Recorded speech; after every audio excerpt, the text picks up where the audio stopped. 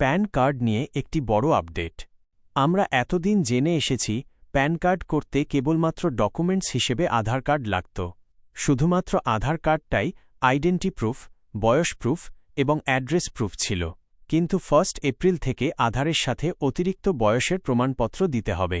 তার মধ্যে যে ডকুমেন্টসগুলো গ্রহণযোগ্য হবে সেগুলি হল যেমন জন্ম সার্টিফিকেট, পাসপোর্ট, মাধ্যমিক পাস সার্টিফিকেট, ড্রাইভিং লাইসেন্স, এর মধ্যে যে কোনো একটি। এবার বিষয় হল যাদের বয়স খুব বেশি, এই ধরুন যেমন আপনার আমার বাবা মায়ের বয়সের যারা, তাদের মধ্যে অধিকাংশের কিন্তু সে সময় জন্ম সার্টিফিকেট ছিল না এবং অধিকাংশের মাধ্যমিক সার্টিফিকেট, পাসপোর্ট, ড্রাইভিং লাইসেন্স কোনো কিছুই নেই। এমন অবস্থায় তাদের কিন্তু কোনো রকমভাবেই প্যান কার্ড হবে না।